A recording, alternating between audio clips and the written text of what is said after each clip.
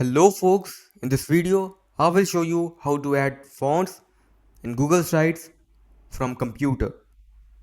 So first of all, click on file right over here on top left and click on open. Now go on upload, click on browse, select the desired font you want to upload. For example, I'm selecting this one.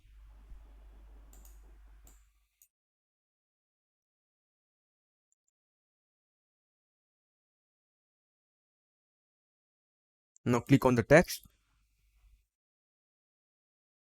click over here on font.